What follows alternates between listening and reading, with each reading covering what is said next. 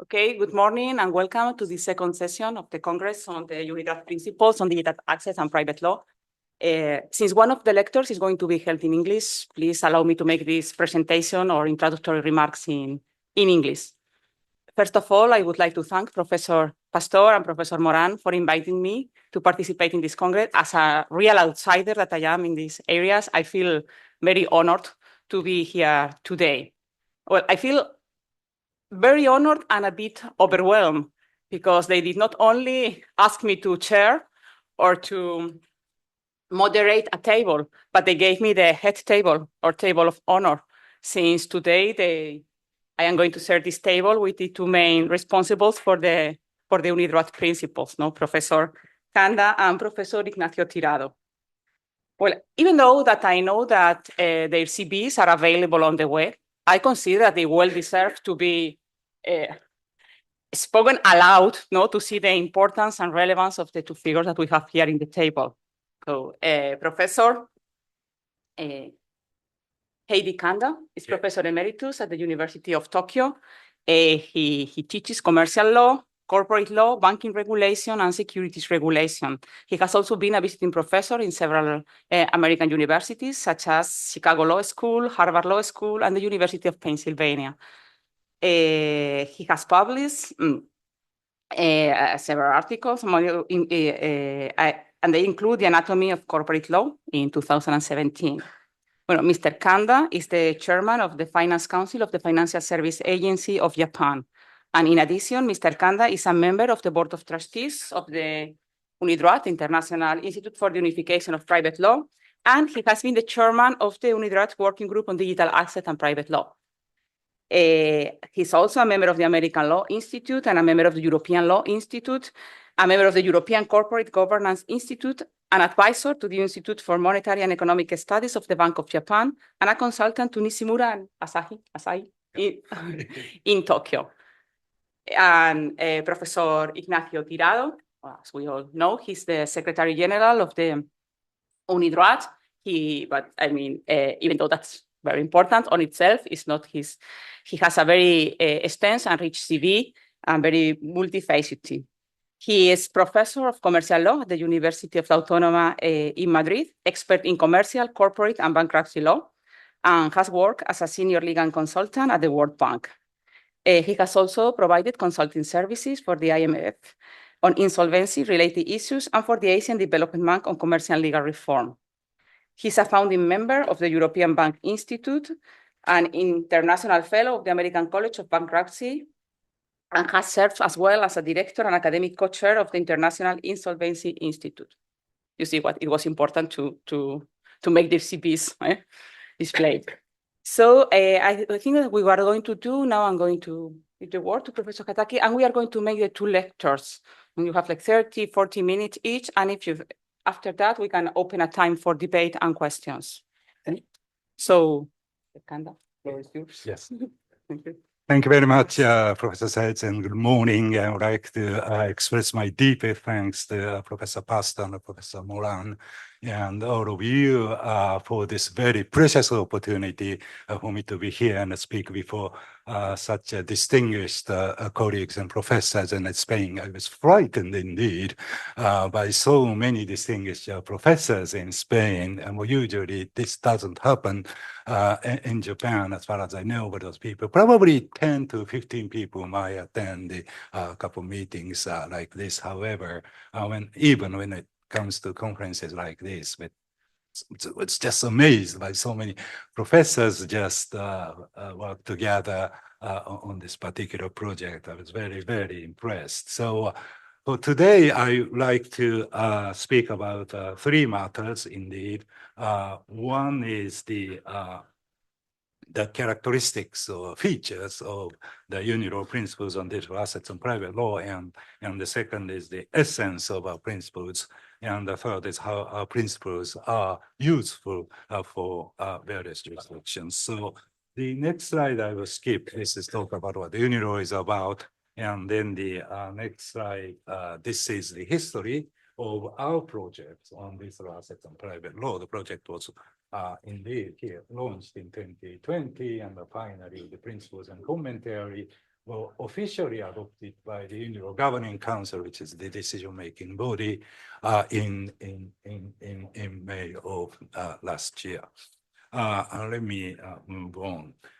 Well, this slide shows characteristics of this project. As you will see from this slide, the UNIDROIT usually, unlike in this project, UNIDROIT usually seeks the harmonization of private laws around the world in the areas where different laws and practices already exist in most jurisdictions.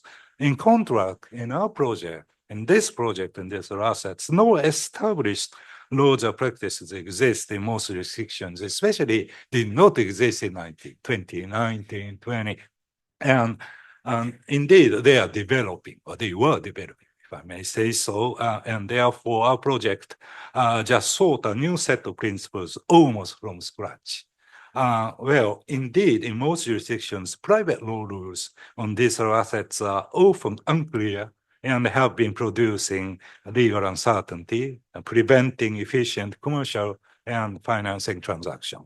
The UNIDROIT focuses on core issues of private law and proposes a set of principles for states which are encouraged to implement them by legislation, case law, or a combination of both.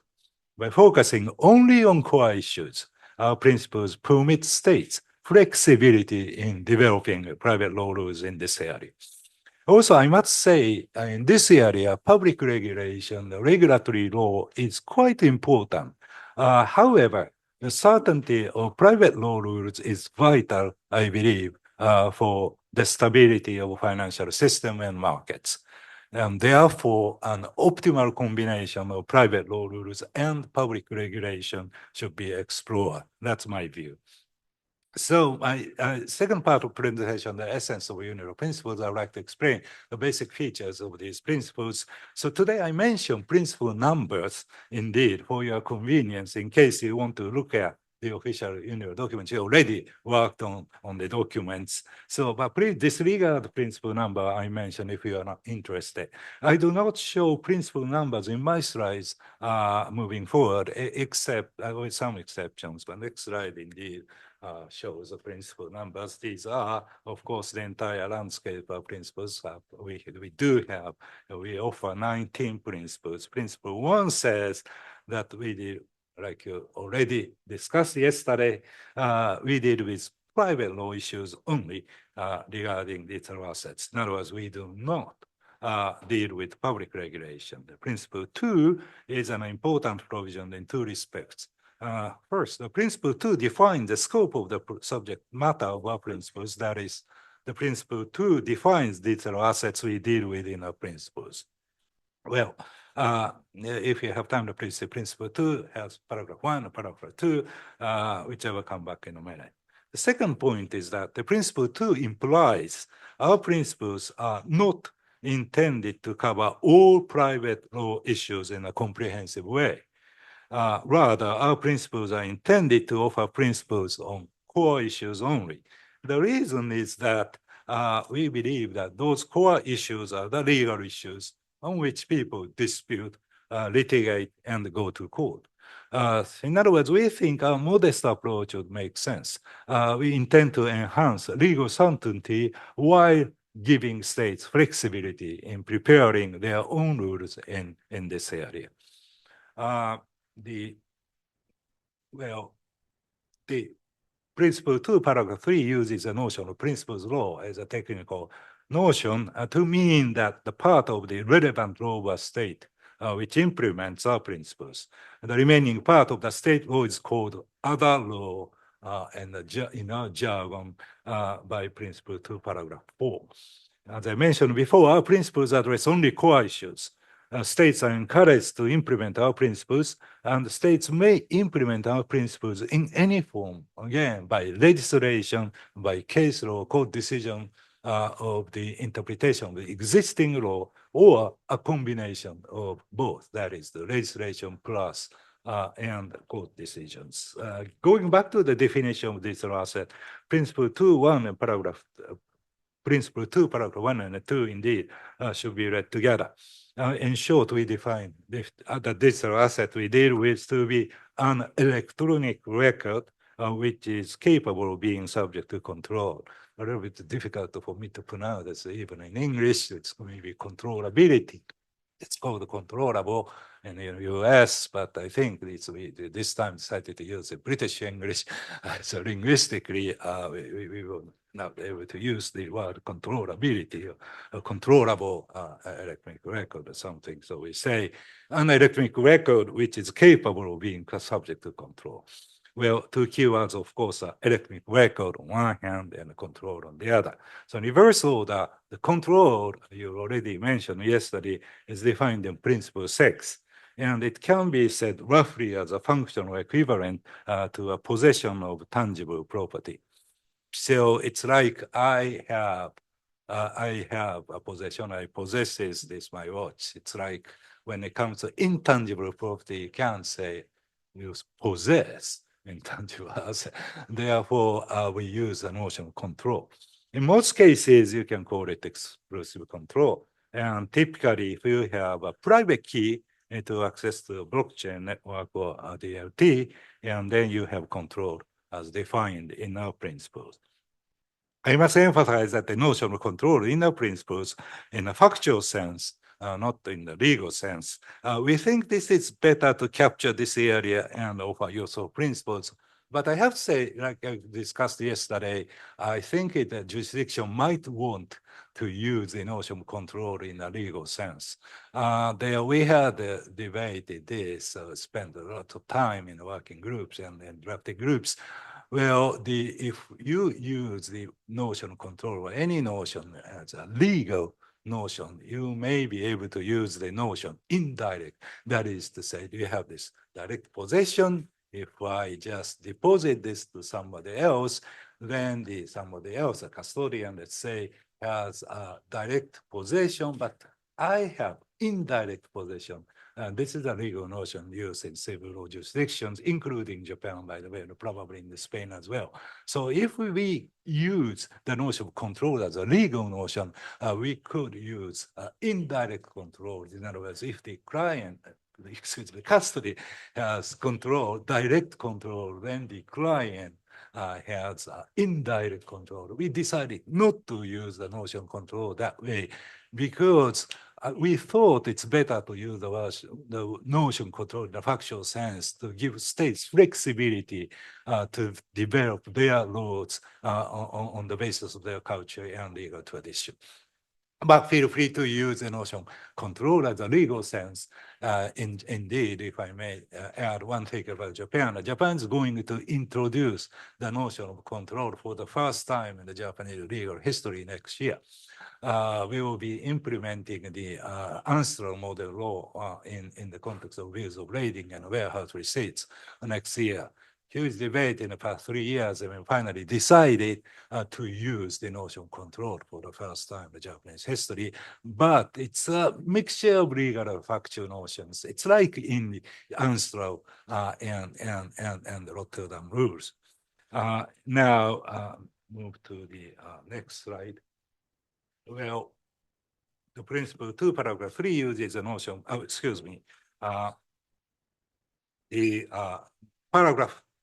principle 2, paragraph 1, we use the notion of electronic record. Well, I must say two things. One is that we do not limit our scope to crypto assets or systems using blockchain. We think it is not appropriate for us to limit our focus on such technology. In that case, we try to maintain neutrality on technology. Indeed, new technology may emerge in the future years, so we thought our principles must recognize it and prepare. The second point, or second note, is that having said technological neutrality, it may be difficult for readers, of course, of our disciplines to imagine specific situations we are dealing with. In that sense, examples or use cases are very important. We try to mention as many examples as possible in the commentary, such the commentary is quite important. This slide is a one-page summary of our principles. I made it. I hope this one page is a handy companion when you read the entire principles and a commentary. So let me mention principle 3. It's a very important provision. Principle 3 provides for general principles. Paragraph 1 basically says digital assets can be the subject of proprietary right. Importantly, this means that the proprietary rights in digital assets survive insolvency. This is very, very important. The principle 19 and the principle 13, the custody context makes it clear. The proprietary rights in our principles, including security interests or security rights, in addition to what is called in many jurisdictions, ownership rights. The principle 14.1 for security rights. We use the notion of proprietary right, not property right. Well, this is because the notion of property right varies from jurisdiction to jurisdiction. So using the notion of proprietary right is better, we thought. The proprietary right is wider than property right. So for example,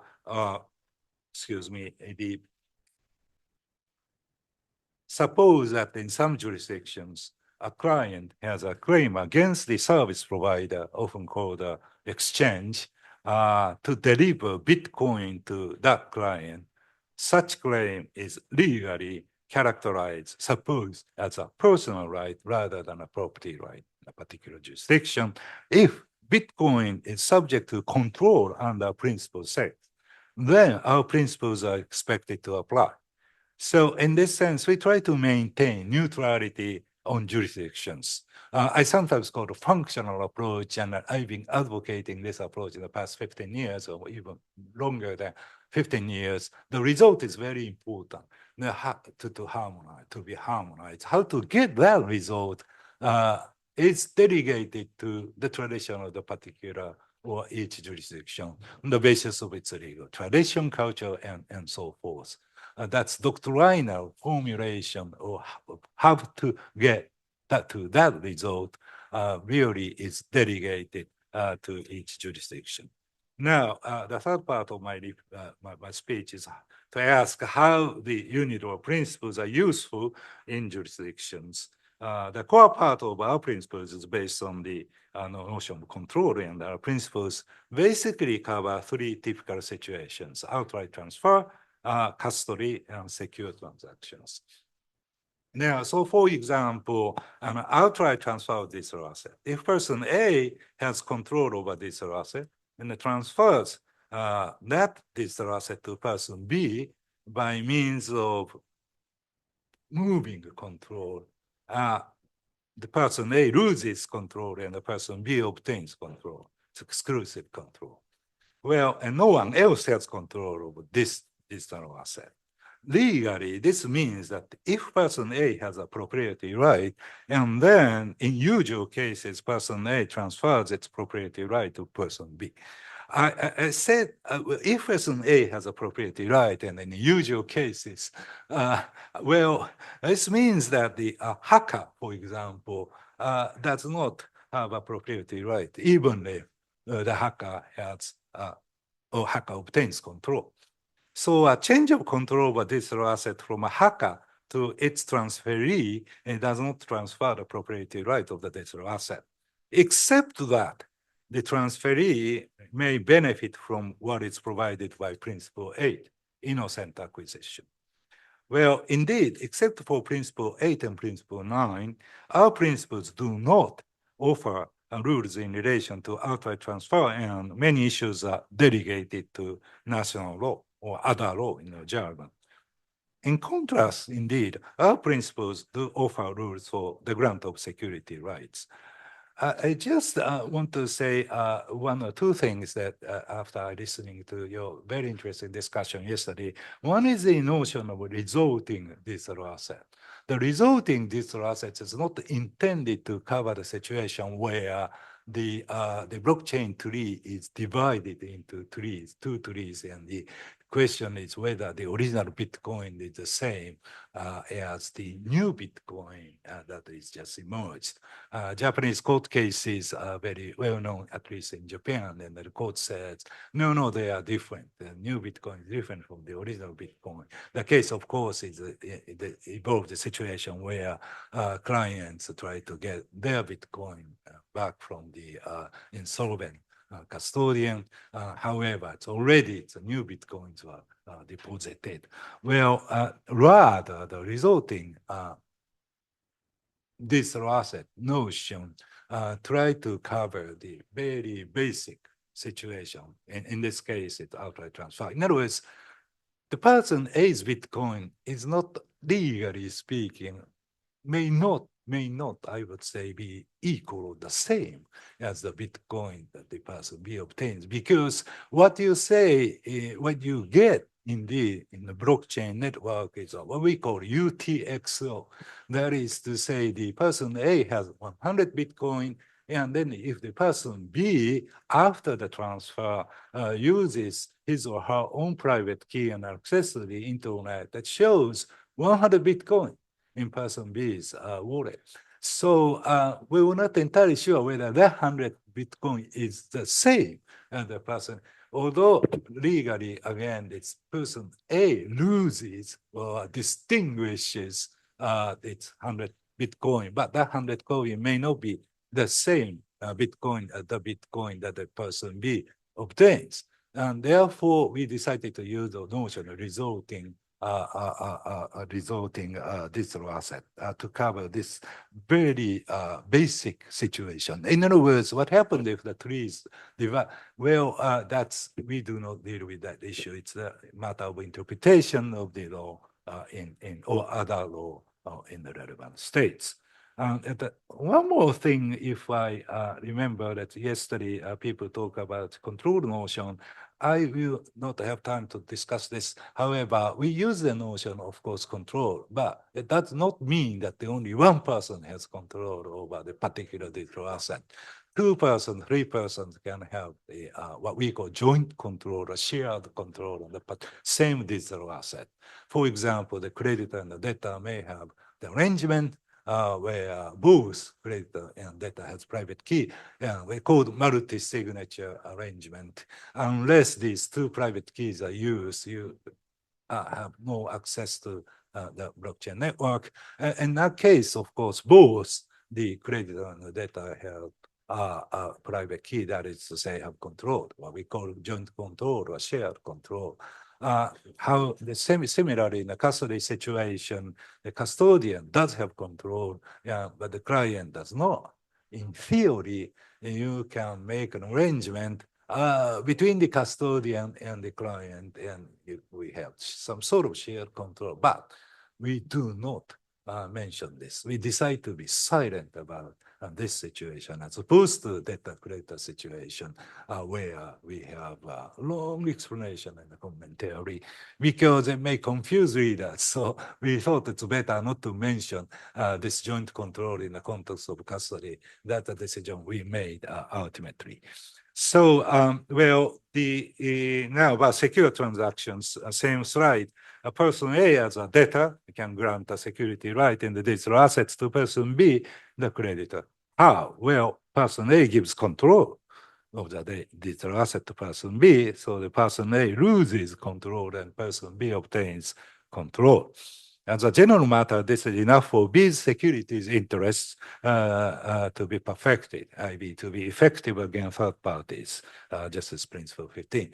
I have to say, of course, this is not the only way or only method for the security right to be created and perfected. Of course, it depends on the jurisdiction, so we permit, of course, jurisdiction to offer other ways like the registration system, Article 9 of the Uniform Commercial Code type system to exist or coexist if the states implement our principles in addition to the method of moving control from the debtor to the creditor. Now, how about costly? It's easy. I think the basic transaction is easy. The person C in this slide has digital asset on behalf of or for the account of person D, and then C is a custodian and D is a client. In this situation, C has exclusive control of digital assets and D does not have control. That's a basic scenario. But if C becomes insolvent, the digital asset does not and should not belong to C's insolvency estate. Please read Principle 13. You already explained this in the commentary. Please note the Principle 13. Paragraph 1 covers situations outside of the custodian's insolvency. I remember yesterday somebody said, well, the Principle 13 is not the provision of insolvency. If paragraph 1 has nothing to do with insolvency, that's correct. What happened was that of course, insolvency is very important. So we finished work on insolvency, and then we realized that, well, you know, the rule, this asset, its custodies, does not belong to custodians. Estate applies outside solvency. Well, of course, and so we just added paragraph 1, and in terms of ordering, it should become first as paragraph 1, but we did not change the title. The title name says insolvency and creditor rights, but we perhaps suggested we should change the title. First, the creditor's right outside insolvency and then in insolvency. But because we thought insolvency is so important, we decided to keep our title as it was, that is insolvency and creditor right. However, in the body of the text, we put the paragraph 1 once again, which is the provision outside insolvency to come first. But the paragraph 2 onwards covers insolvency situations. Let me see. This is not, well, I don't know. It is some old advanced question, perhaps. But the question is how the innocent acquisition rule applies in the custody situation. In this example, if F buys digital asset from E and holds it for its client, now, if F is not an innocent acquirer, G would be an innocent acquirer if G satisfies the requirements for innocent acquisition under Article 8. Excuse me, Principle 8. If F is an innocent acquirer, G would be protected by the shelter rule, even where G does not satisfy the requirements for innocent acquisition. Now, I often hear from my colleagues in Japan and elsewhere that they are very interested in our principles approach to linked asset. Well, in our principles, indeed, principle 4 deals with the situation so-called linked asset. There are two types of digital assets, native digital assets and non-native digital assets. Some people said at the beginning of our project, the endogenous digital assets and exogenous digital assets, but we decided to use the word native and non-native. The Bitcoin and the Ether are native digital assets.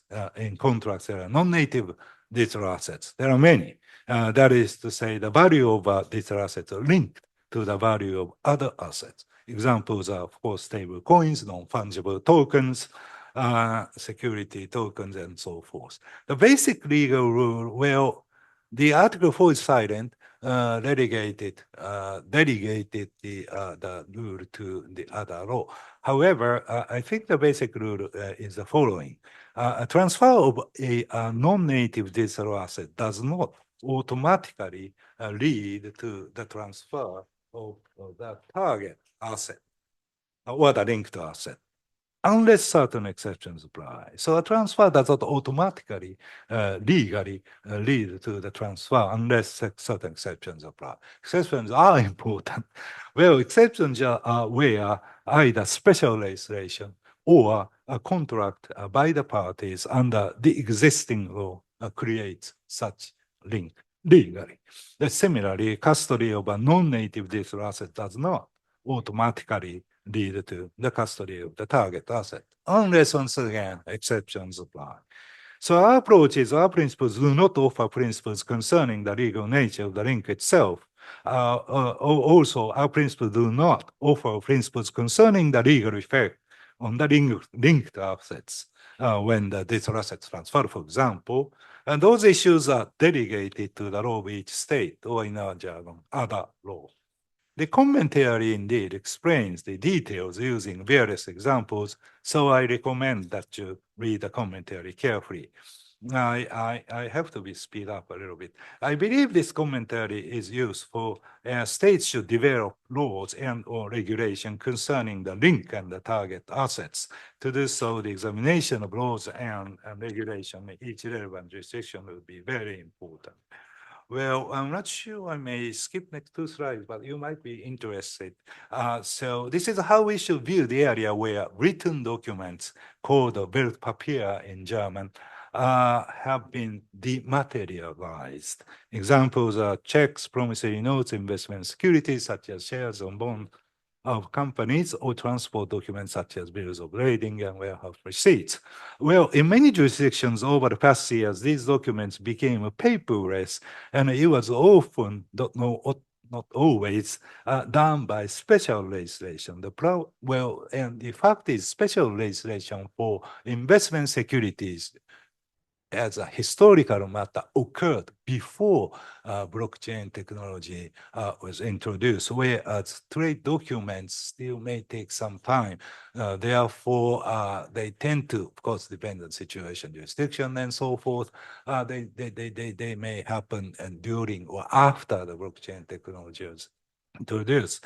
Well, an interesting question might be, what should be the relationship between such electronic documents and our principles on digital assets? Well, our principles do not exclude such electronic documents from the definition of digital asset, but in most situations, states provide detailed rules on such electronic documents.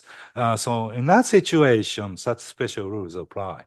Well, this is explained in commentary 3.7. Specifically, there are 2 possible ways of legal regimes for electronic documents. What I call 2-step versus 1-step. The 2-step and 1-step. The shares of companies used to be in the form of paper or certificate. Today, of course, many jurisdictions usually by means of legislation, shares can be and must be in some certain jurisdiction paperless. Or dematerialization, or depaperization, I may call it. And that setting, electronic records represent shareholder rights. But usually, those electronic records are not controllable in the sense of the UNIDROIT principles because they do not satisfy the definition of control under the our principle 6. Well, also historically, I must say that this dematerialization occurred before blockchain technology was introduced.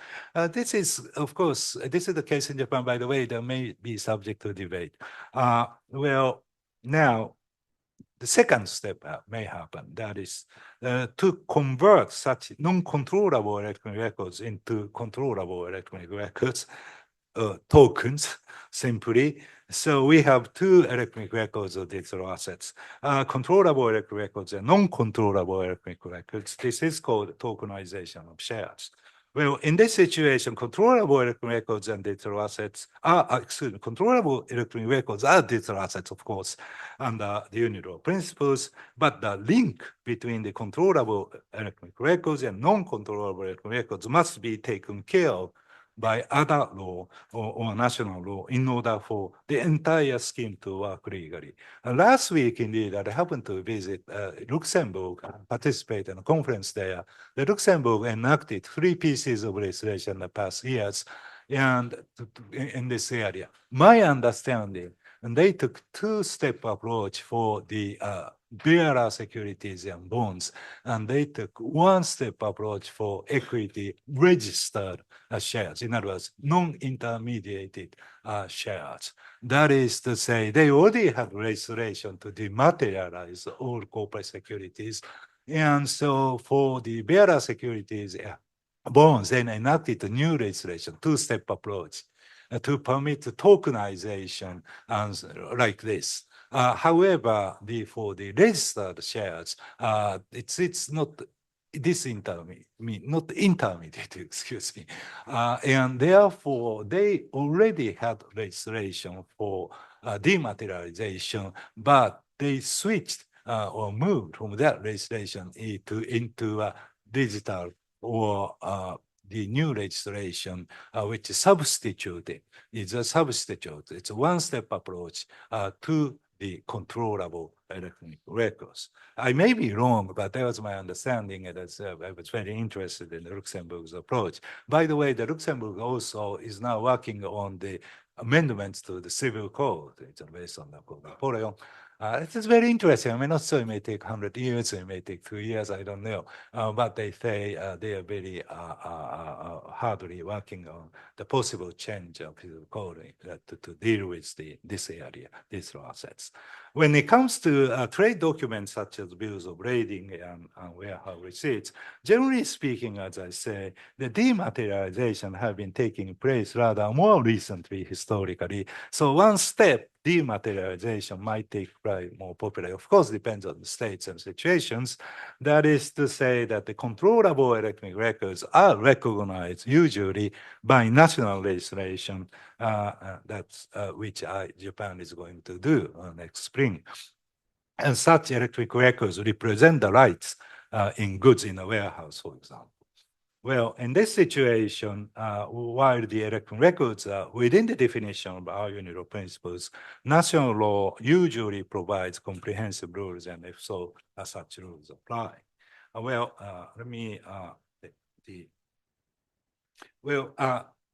This slide shows just some more selected issues you might be interested in. And I have to say the allocation work between Steve and Ed and myself and Steve and Ed, we talk about two things. Number one is comparison between our principles and Uniform Commercial Code. And the other thing is that the Steve and Ed will talk more about custody situations, including the insolvency of custodian and security rights and insolvency in general. So I will not talk about that. So I want to speak about two more issues briefly and then stop. So the one is PIL, Private International Law, Principle 5. You already mentioned this yesterday. The Principle 5 adopts a waterfall structure of connecting factors and offers a somewhat new, novel approach, I say. That is to say, we try to give incentives to the relevant parties to specify the applicable law on the digital asset itself or on the system or the platform. Please see paragraph 1A and 1B.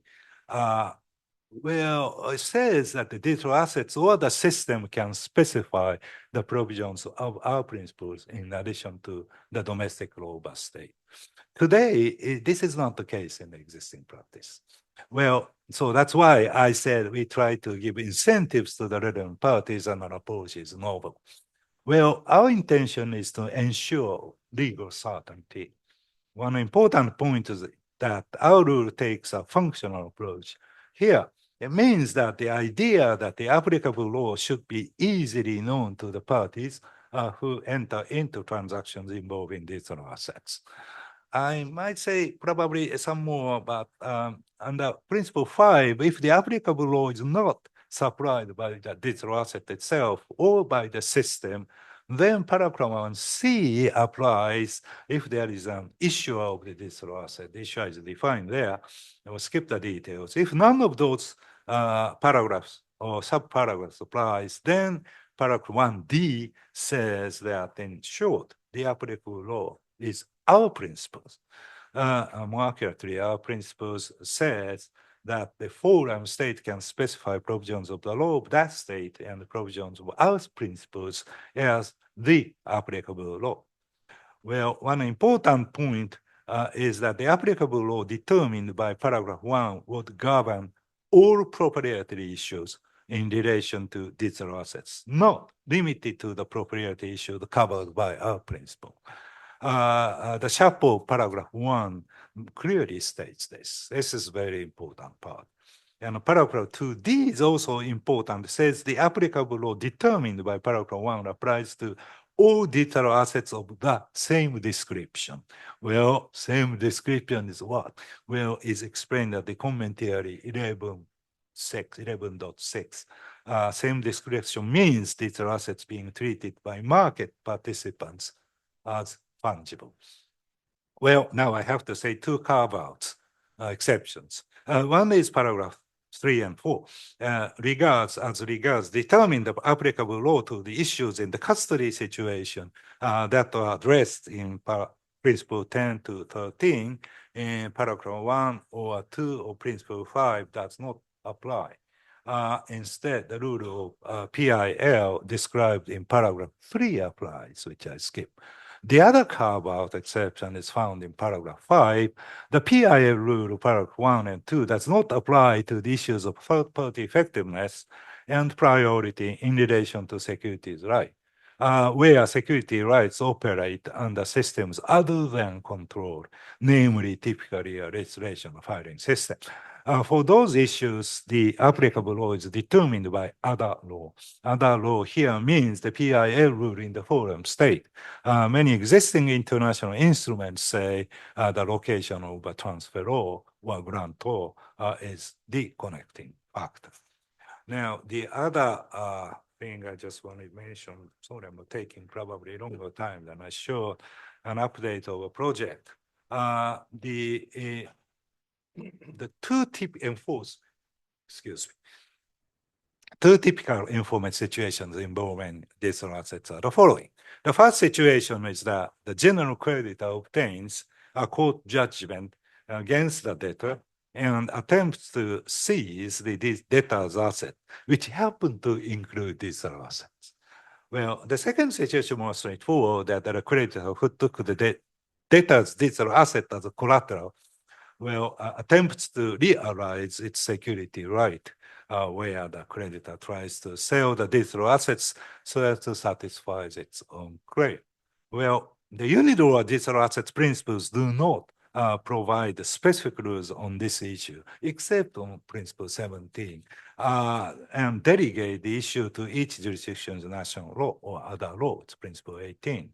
However, another UNIDROIT project mentioned yesterday briefly, called the Project on the Best Practices of for effective enforcement, is expected to, propose some basic rules on this issue. The project itself is the final stage. I'm not a member of the working group, so I do not know exactly what the current status is. These rules have not yet been finalized, but are expected to be open to the public, I think sometimes in the near future. Currently, I think two basic rules are under consideration. Of course, actually, more rules are under consideration, but because of time. The first rule is to be expected, is that the duty to cooperate of the debtor or the third party, like custodian, when it has control for seizure and transfer.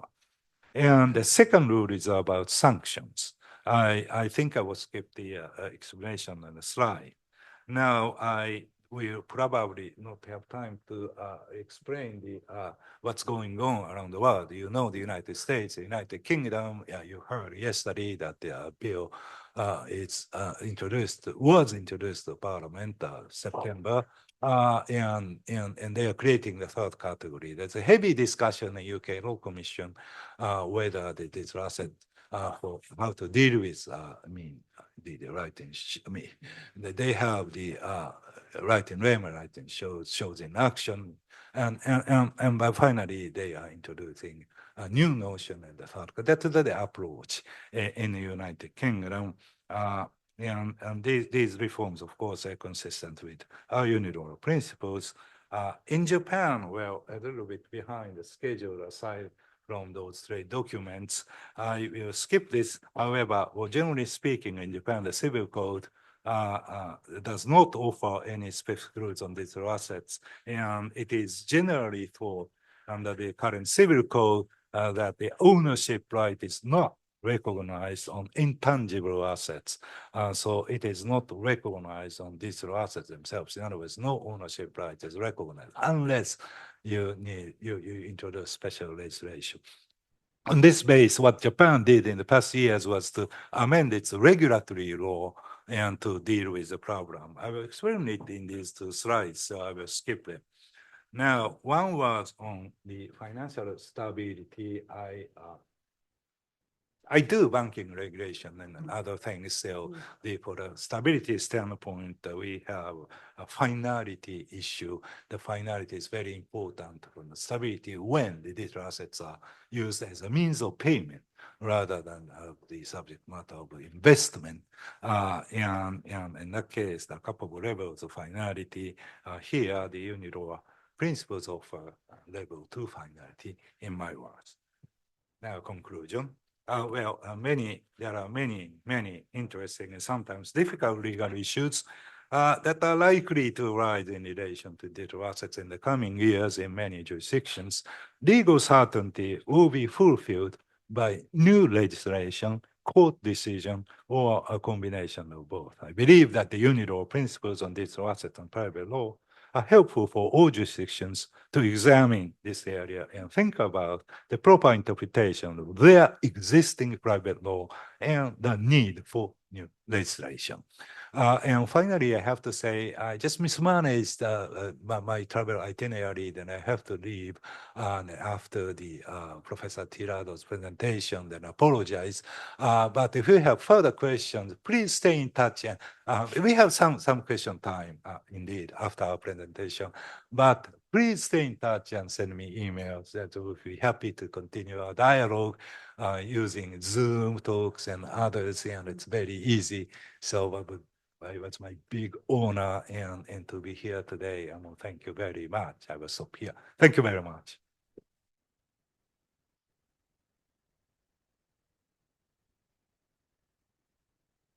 So thank you so much, Professor Kanda, for your insightful and also very didactic presentation. I will give the floor now to Professor Tirado, who will enlighten us about the motivations and process that led to the principle. Carmen, yo creo que alguien quiere hacer una pregunta. He's leaving. He's not staying. ¿Sí? ¿Abrimos un poco de debate ahora? Tener prisa, no sé si Okay. no tengo ningún problema. Sí. 10 minutos? So we can open a 10 minutes debate now with Professor Kanda if there are any questions. ¿Hay un micrófono? Pues sin micrófono. He's going to ask you a question. Yeah, right. There is someone ready. Sí, ahí.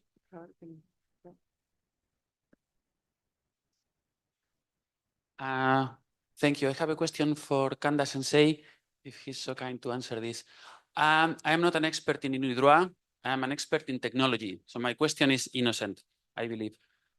Digital assets can be acquired, transferred, used as collateral. And this action, the acquisition, the transfer, will be affected by computer programs. And I'm aware that UNIDROIT is concerned with the interoperability of across different jurisdictions, not about the technological interoperability. But in the end, computers have to speak to each other, and a sentence like, this asset is used as collateral, has to be understood by two different computer systems. And if this information is encoded in a standard way, computers can interoperate. So do you believe that technology can play a role supporting UNIDROIT, and how? Thank you.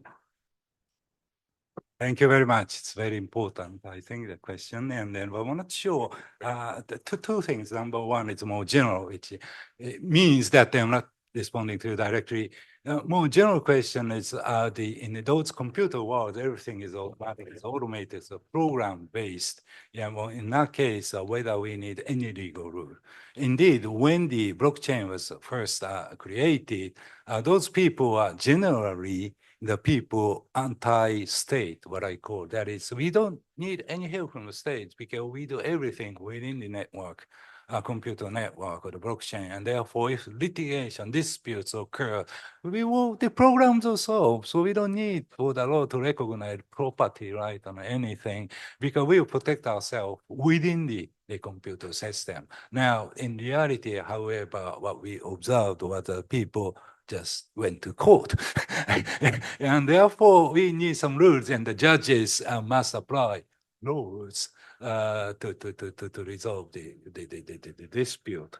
And that's my general sense that even if everything is done by computer programs and so forth, including smart contracts and things like this, I believe that this litigation, the disputes indeed occur and people go to court, and therefore that's our stance. I believe that Professor Tirado may have a different view, and we need UNIDROIT may probably help states to provide rules, to develop their own rules on the basis of what we believe should be the basic principles. That's a very general thing. The secondly, this particular context, and I think that in that situation, of course, if the debtor and creditor indeed into a secure transactions, and then we have to identify who the debtor is, who the creditor is, that the legal analysis.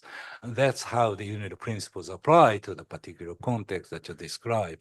It's the UNIDROIT, the principles are silent on how to interpret what part of programs it can be interpreted in the course of identifying data of the creditor, but nevertheless, a basic stance should be there must be a debtor, there must be a creditor in the functional term, there must be a custodian, then the rules apply. Yeah, that's how we apply, but it's not explicit. We try to explain some use cases, but not very sufficient, probably from your standpoint. Thank you very much. Oye, una cosa a la respuesta. So if I understood correctly your question or your remark, the example that you gave was that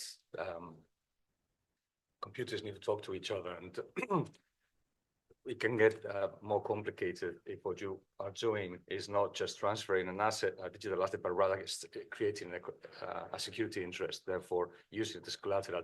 Precisely because of that, and to simplify and to use DLT, it is that the rule to create a security interest is control. Whether I transfer to you a digital asset by way of security, in order to create a security interest, or I do it because I just fully want to transfer it to you, is a matter between you and me, which is alien to what happens to a digital asset. You will have control, and you might have control because you are the owner, or you might have control merely because you have a security interest over it. And whether you can use it as such will depend on the underlying contract between the two of us. But it doesn't reflect in the digital asset itself or in the system. That is why in a distributed ledger technology type of system, factual control situations are much more clear and functional than, for example, will be a registration and a registry in which you write the type of reason for that particular element to be either belonging to a third party or being part of simply a guarantee of a security interest. So technology explains the rules that were provided for here precisely. So this question actually links very well with some of the explanations I wanted to provide later. Okay. Thank you. Any more questions, or we leave the debate for later? So because we are a bit between time. Okay. Ignacio, please. Muchas gracias, Carmen. So I will be very, don't worry, everyone who says it's going to be brief, everyone knows it means exactly the opposite. I will take a minute though to say a few things. First of all, and he's going to hate me for saying it, but Professor Kanda is a very humble person, but he is not just any professor. He's a legend in Japan, and he is a legend in Japan, and in this world, he is also one of the most remarkable professors that there is, and we are extremely grateful at UNIDROIT for the fact that he's been leading not only the digital assets project, but also the VCC's project. So, in other words, since I'm Secretary General, he hasn't stopped working, and I've been abusing his kindness, but he lets me do it. So serve these words by way of appreciation for your help. And also for those of you who might know him less, he is not just anyone. He really is a special person in every possible way. I'd also like to thank wholeheartedly Professor Moran, Professor Carmen Semper, and everyone in the team that has been involved in this wonderful project. We are because he's the chair of the working group and I'm Secretary General, we are flattered by the fact that a specific research project, very well funded one, has been dedicated expressly to one of our instruments, which is, let's say, very generous and relatively exceptional. So we are very grateful to the Valencia government, which I believe is where it came from, also with European funds. So thanks to the Valencia government and also to the registradores, to the registrars of Spain that supported it. So thanks a lot for that. Institutional support means a lot to us, obviously. So thanks for that. It's also a pleasure to be here with Steve Wise, who contributed so greatly to the drafting of these principles, and also Ed Smith, who was perhaps the leading person in the Parallels project at the Uniform Law Commission. So we worked, they were more advanced than we were, but we did have a dialogue, and that was very important for us. The relationship between UNIDROIT, the Uniform Law Commission, and the Law Commission of England and Wales was an important one, and their results are, I think, also important, and you can see that they are reflected in the instrument. I have few opportunities to come home. So this is another reason for gratitude. And I am from very near here. So to me, it's not only an honor, but a huge pleasure to be here. And I am only sorry I could only come a bit late yesterday. But gracias, me voy a comer, si no. Cuando giro se dejó ir. Ah, vale. Okay, so in any case, I was going to say that I'm very grateful for having been invited home, and because what I will say is, by way of context, I'm going to repeat perhaps a couple of things that Hideki has said, and will advance a couple of things that both Ed and Steve will say, but I will do so with their indulgence in Spanish, because my Spanish is very good. And, and most of the people in the room prefer Spanish. So if you don't mind, I will do it in Spanish, which is also a rarity and something which makes me very happy. Bueno, pues gracias por estar y por.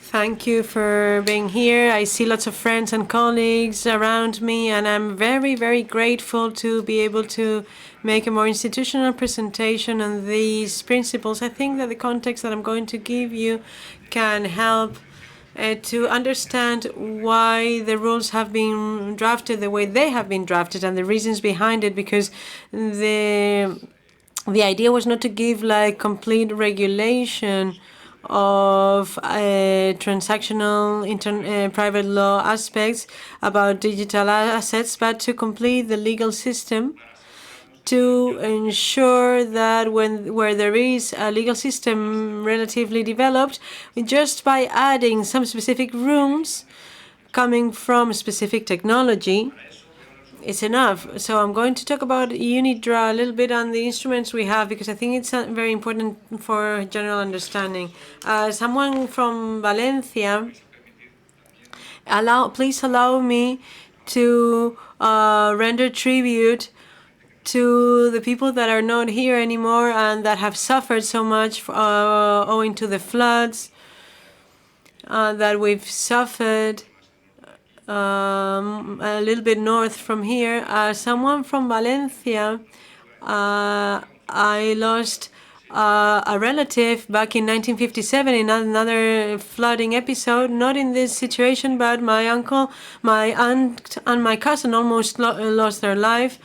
So 70-something years later, one realizes that we haven't done anything to avoid these catastrophes. I don't want to get sound like a politician, but we should have understood, because this is in some time it owes to climate change. But in Valencia, it happens every X period of years. So more could have been done.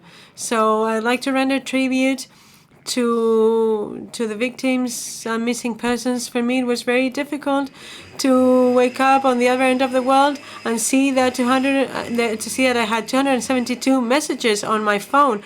Until I read all of them, I didn't know if there was someone that had died or not. Well, enough said. So I'm going to start with my presentation. I'm going to explain very briefly what UNIDROIT is an intergovernmental institution with 65 member countries. 65 sounds not too much because there are about 200 in the UN, but our countries represent 74.5% of the world population and more than 90% of the worldwide economy, the GDP.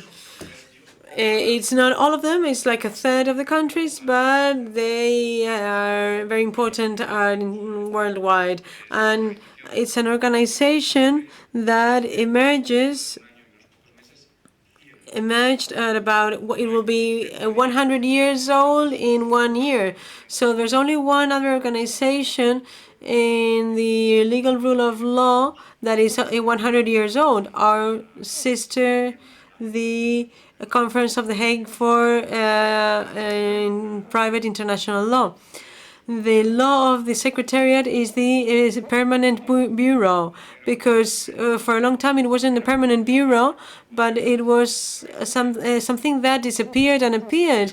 So it's hard to tell when it was set up exactly, but they are longer than us. But UNIDROIT is older than the UN and UNCITRAL. I don't know how you pronounce UNCITRAL in Spanish. It's easier to say it in the English version. So what I wanted to highlight here is the following. UNIDROIT was set up in the context of the Society of Nations, a way to solve wars from a global organization that was going to solve the League of Nations. And so this organization was created. This is a picture of the Versailles Treaty and the charter that created it.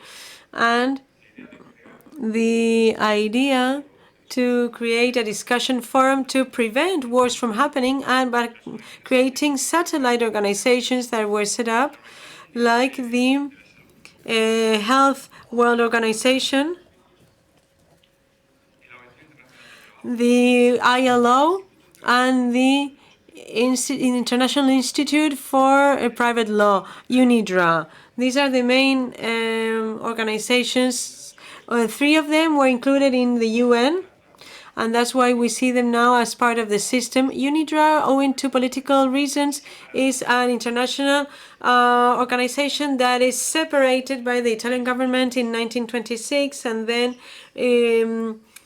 the bylaws were revised in 1940. So the important thing, it was conceived as an important aspect for humanity, and that the economic growth was going to favor the lack of conflict, and that we needed some harmonization or clear dialogue between the legal systems in the world. Without that, it was going to be very difficult not only to have a relationship between different countries, but also the full development of trade and international transactions.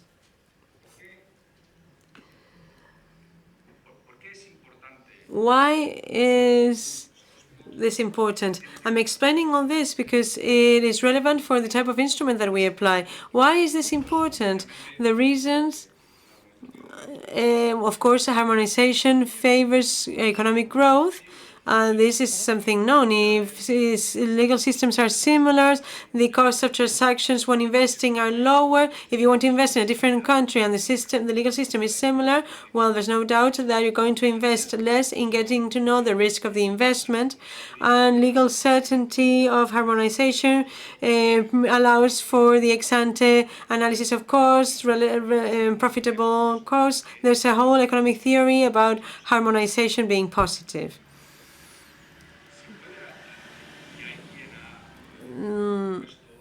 There are some people use the regulatory competition theory, saying that it's better that each one has their own legal system, and then among them they have to compete, that stakeholders decide if they prefer an American system, an English system, a Spanish system, or whatever. And that's what happens in the US with the state law vis-a-vis federal law.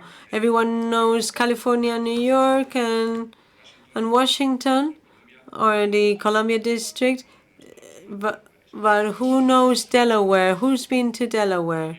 Well, I lived in the US and I've never been to the state of Delaware, for instance, and I'm very curious, but most of the of societies are included in Delaware, and this relates to corporate law. But this is a regulatory regulation that is very specific. This cannot be taken to the possibility of choosing a legal system applicable to transactions outside a state. It's very difficult owing to different reasons. That's why a good rule of private international law can work, but has limitations. And above all,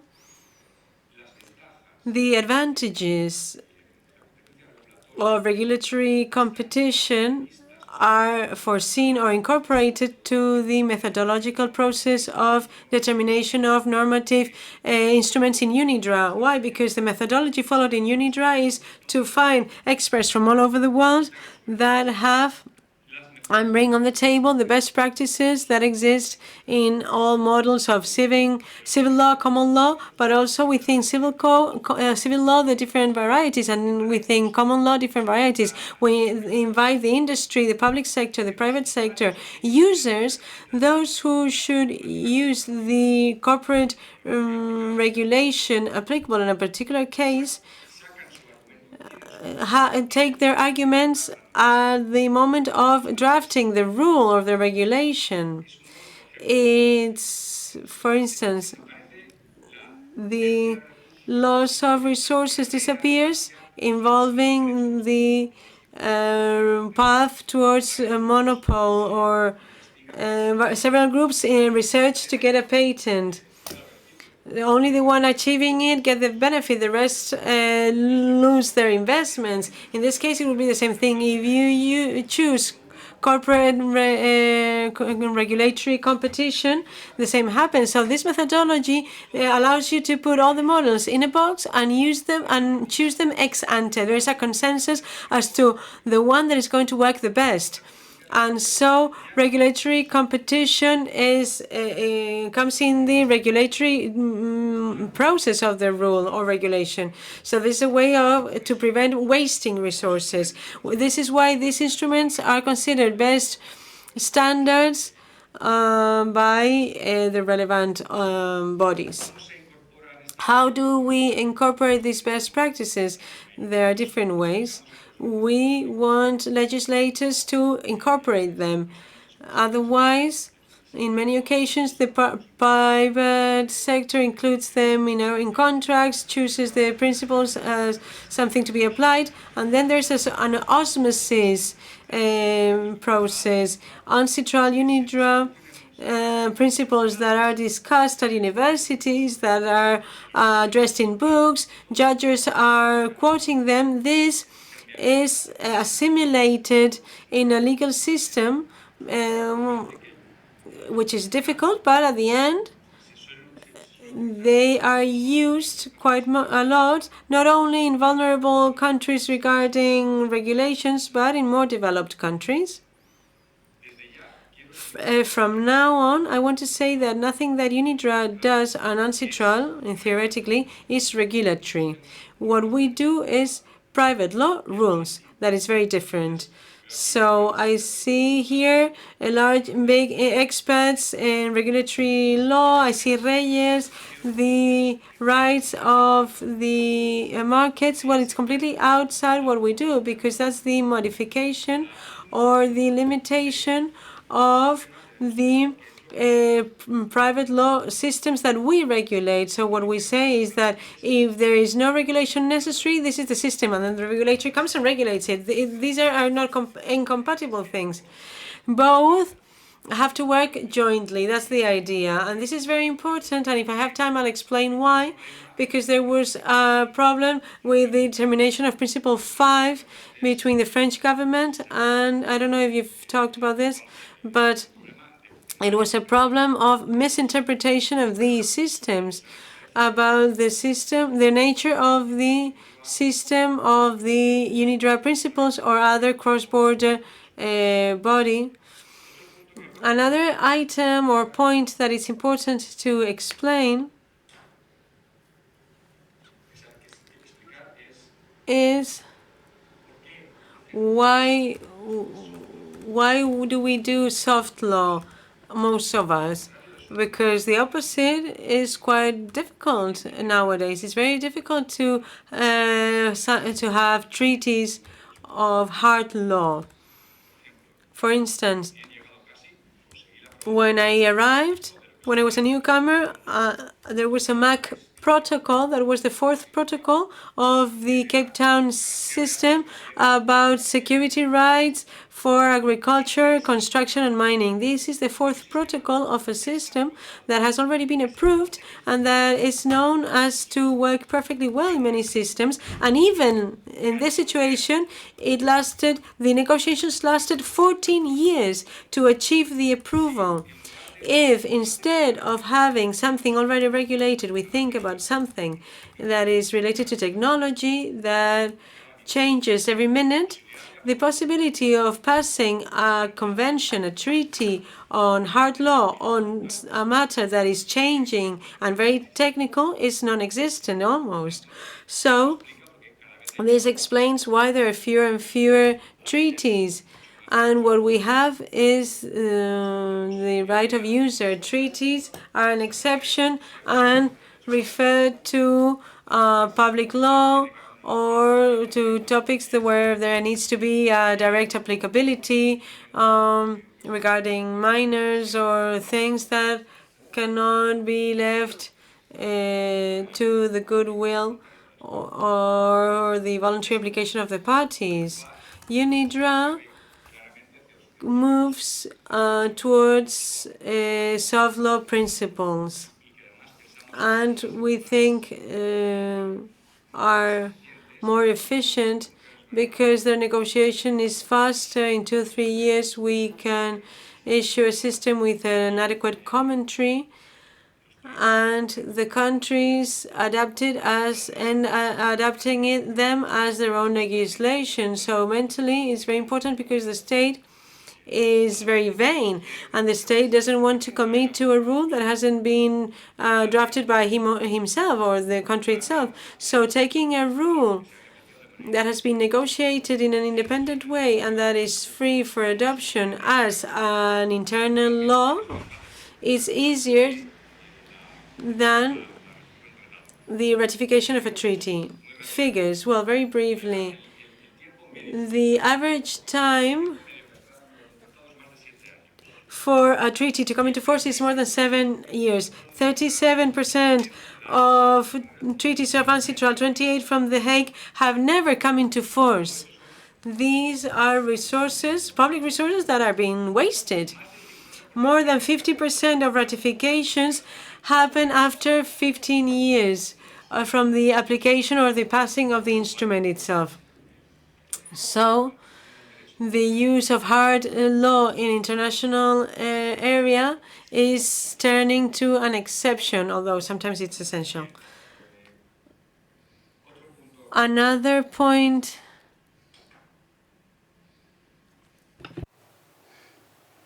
Otro punto muy importante. ¿Cómo funciona la relación? Hay tres organizaciones. There are 3 sister or twin organizations, UNCITRAL, UNIDROIT, and The Hague. Coordination, recognition of decisions.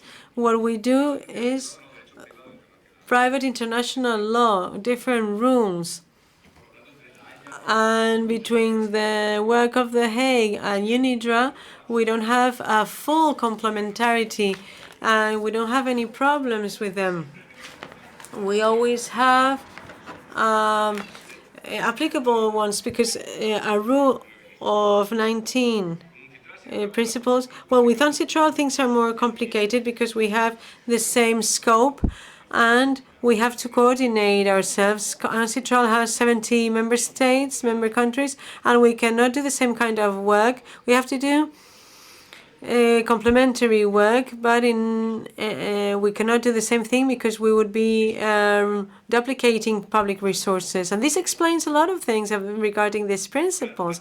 UNCITRAL participated very actively in the preparation of these principles. UNCITRAL has its model law on transferable electronic records, models about security rights, we don't want to go against those standards that we believe are standards that we need to adapt to. Only in some exceptional cases, when it's absolutely necessary, can we get out of the rules that UNCITRAL has set. So many of the rules that are here are limited to some extent not to overlap the UNCITRAL scope, and at some moment in time it was difficult because regarding insolvency it's kind of old-fashioned. So the definition of insolvency went a bit further to cover the current reality. The UNCITRAL system, the definition of UNCITRAL on insolvency procedure is not incorrect. It's correct for what they use it to recognize judicial rulings, but for material regulations it's a bit short because it leaves out non-formal procedures that are the rule now and should be caught within the principles or included. We continue and we need to be consistent with our own instruments, and that's why we follow the Convention of UNIDROIT on material rules by intermediaries, the Geneva Convention of 2009, where Professor Kanda was very active. This explains different things about the content of our principles, and it's a limitation to the rules that we had to incorporate ourselves. When we did this, when we drafted these principles, we were wondering, are digital assets a new thing? Is this something new? And together with the response, do we need new legislation? Do we need to regulate this again? And in the event of this happening, how and when? This is the question we asked ourselves when we analyzed the technology, because the principles had to have two characteristics. They had to be neutral from a technological point of view insofar as possible. For most technologies possible. This is very complicated, of course, because technology evolves, but we were convinced that technology, the distributive technology DLTs are going to be here for a while. So it can be based on DLT technology that is the one based on the activity regulated in the principle. Secondly, from a jurisdictional point of view, it has to be neutral. The idea is that the rules can be used by common law countries and civil law countries. It's not true that there were more members from common law countries than civil law countries in the group. It was exactly half. There were experts from both groups. However, internationally speaking, when we talk about securities in the financial world, the functional concepts and the definitions and concepts and the language used, the one used in the Anglo-Saxon systems was the one that imposed itself. So that's why many uses seem to favor a common law system, but that's not the reason. That in the financial world, it's the words we use and the concepts we use currently. So as Professor Kanda was saying, the underlying law to the principles is the functional principle. I'll give an example regarding security rights. There are many countries, Spain for instance, where the security rights have clauses numbers that have to define some security rights because they are considered some kind of exception. This doesn't happen in our system, and it doesn't happen in most countries now. Why? Because we need to treat the same way whatever is the same, regardless of the name it has. When an operation has a function of security, that's the function it has, no matter the word you use. So it's a different approach, kind of different approach, that breaks the structure of the Franco-Spanish Latin system, but that is imposing in the financial world without a doubt, and is the ancestral system and the one you see in The Hague as well, not only ours, as UNIDROIT. And in this situation, we realize that digital assets are intangible goods, but they have a technology that allows an electronic record to be factually controlled. And here there's an analogy with the possession of a tangible asset. This is the idea. This is an electronic record in a computer, but it can be controlled factually. So this looks very similar to how can I control this through possession of an intangible asset. So this reflection explains the omnipresence of the control principle, and why many things are based on this legal reality. Principles are based on a very wide concept. Electronic records that can be subject to control from a factual point of view. So the idea is to catch as many cases as possible defined in this wide way, because this includes NFTs. Not only it includes all elements having this function. So the idea is to apply transaction rules for purchase and sale, use as collateral of all those assets that were being used in this way. The idea is, what is the sense of limiting from private law rules the type of assets that can be purchased and sold? That doesn't make any sense. If there is a regulatory problem, we have to regulate it. But that's not something that we have to say ourselves. Legislators have to say that. We don't work with public law, but with private law. So that's why Carmen has studied this. That's why the dimension is so large, and there's no contradiction with any regulatory right. It's complementary. This is everything. Wherever you see a problem, if you want to protect the consumer, you do it. And that is complementary. And then something else, another point, is twofold. And I'm finishing off, I promise. First, as Professor Kanda said, in our methodology, ancestral or the Hague methodology involves detecting best practices. Once they have been identified, they have to be determined and put into the cross-border language. But this is an exception, because here there were no best practices identified. What we did was the cross-border law when there's no system that is clearly the best system. So this has positive and negative things. Positive things, that you're not tied, and that the national varieties are not present like in other instruments. The expert says, no, this is mine, mine, mine. No, but yours doesn't work. Oh, it doesn't matter, but it's mine. This happens. David knows this. This happens a lot in ancestral, that there are people that says that I'm only here because I want the system to be reflected on the text, although they know that the system doesn't work, but because it's mine. In this case, this didn't happen. So, and there was some legislation, I think.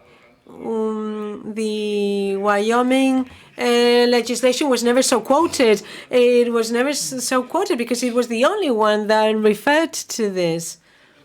So this allowed us to work freely, but also with the abyss that we needed to do something new.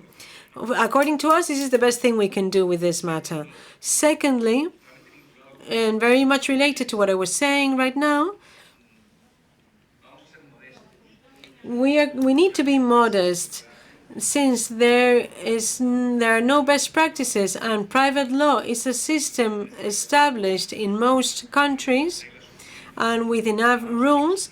We're going to solely include those rules that, on the basis of new technology, the new reality that we have presented with, require clarification or specific rules, only that. The rest comes from the other ley that we call other law, that is the applicable in each country, because we didn't have any interest in telling the legislator from the US or Germany or Nigeria how to convey their or transfer their assets with a contract, with a registered contract, or the way they had to do it. But in this case, there are a series of rules that if you want to transfer something that has to be received with specific technology, you need to add to the current system. You have to fill the void. That's the idea. So that's why having a commentary principle by principle is very complicated, because if you want to do it, you have to do it connecting with what already exists in Spain or the country, no, whatever country. This is the general rule. And what does exist now? Because you're not explaining otherwise the rule fully, or the principle fully.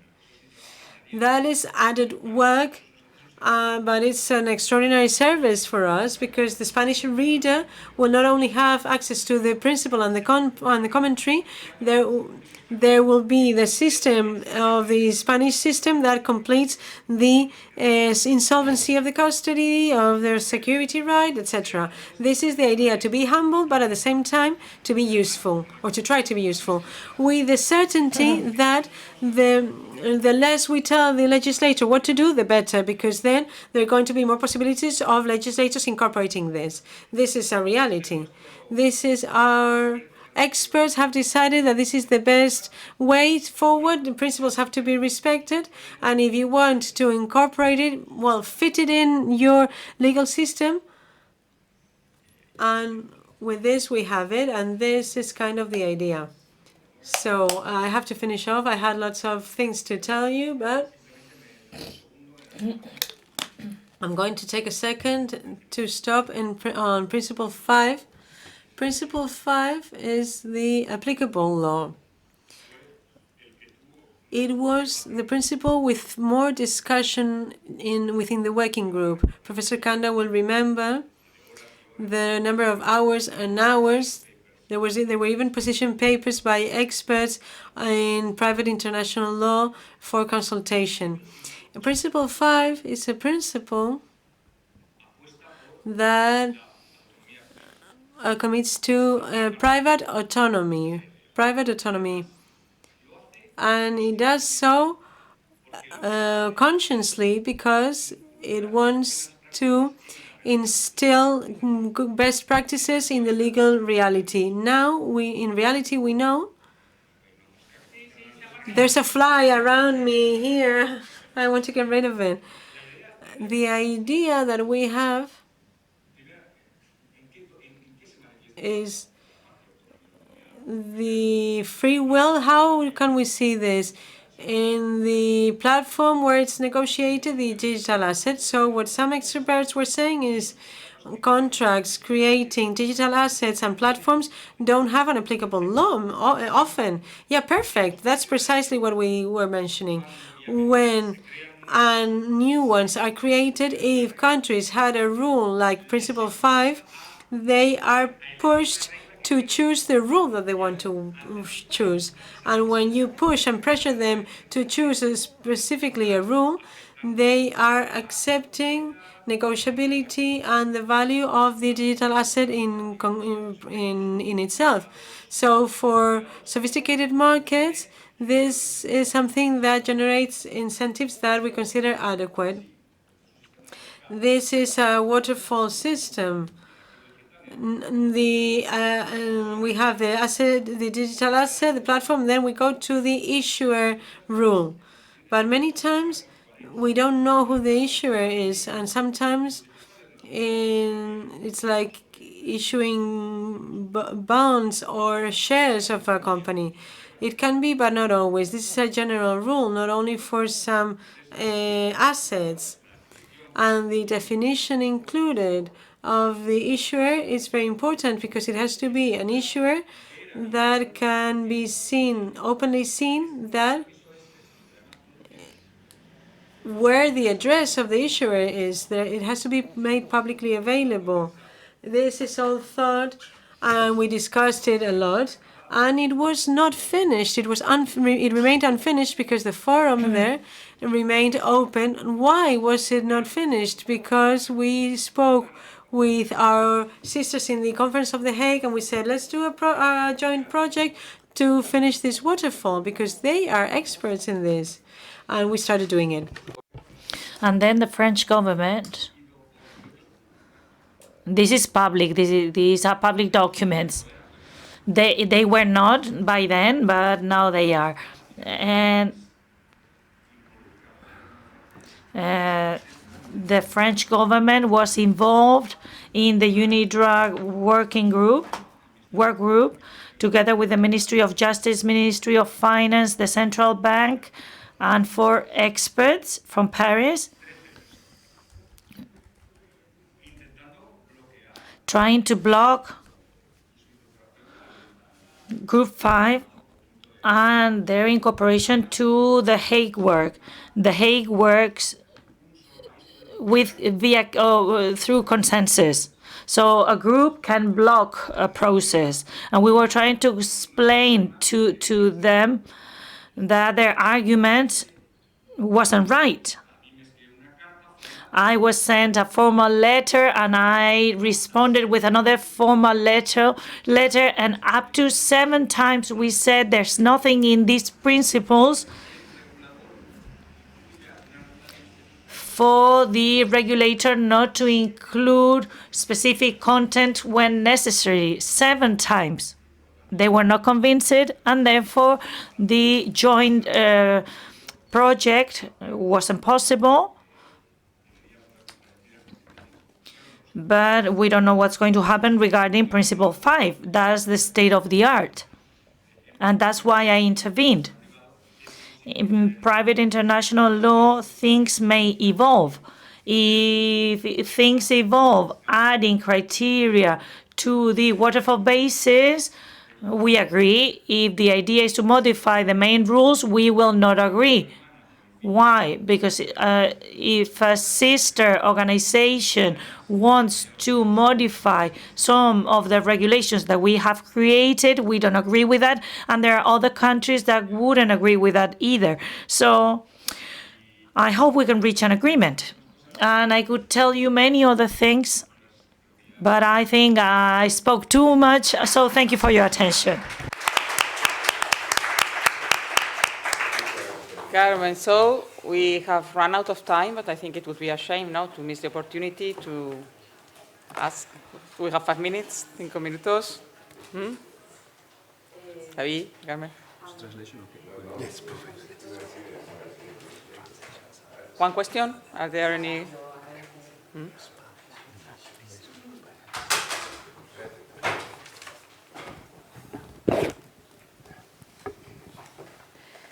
Bueno, yo la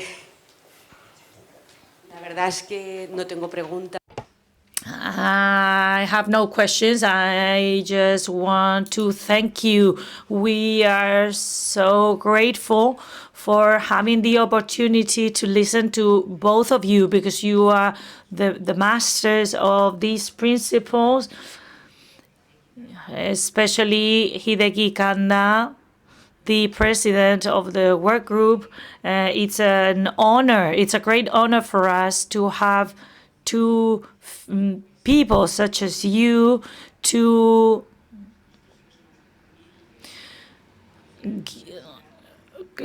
come today, and as humble university professors, we believe your work is wonderful, that you have helped the international community to a great extent.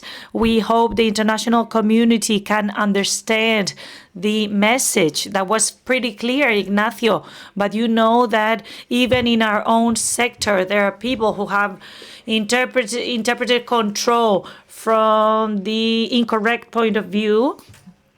But I think the principles explain it very well, but you have to read the principles, you have to read commentaries, and you have to reflect upon them. And that's what we try to do. We also hope to contribute in some way for these principles to get to many different places, to do our work and to contribute in English, because at first we thought it would be advisable to do the commentary in Spanish using Spanish law for our work. But then we realized that a previous step was necessary, and it was for us to understand the principles and to understand the system, because it's complex. It's a complex system. And we have another problem, and is that in financial language, everything comes from English. And the technology world comes from English too.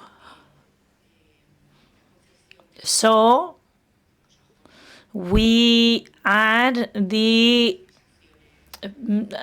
English or the Anglo-Saxon perception of technology with the Anglo-Saxon perception of finance. So we have been working on a translation for a year. We are about to finish it. But it's true that it's difficult, because even a single term is translated differently in different contexts in the principles. What term are you talking about? For example, transmission, it's not the same. I think you have used the expression of the proprietary rights, and you have translated them as derechos patrimoniales in Spanish, but derechos patrimoniales includes wills, for example. I think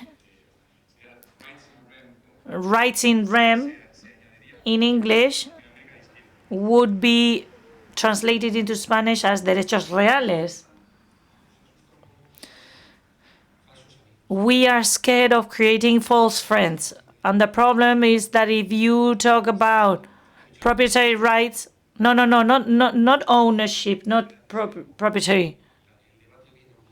The discussion comes to the immediate associations that jurists have or make in their field, and that can lead to false friends. And we have to be very careful. I'm sorry, Hideki needs to leave. Thank you very much. See you tomorrow, or I will see you in Tokyo sometimes. Lots of direct flights between Madrid and Tokyo. All over.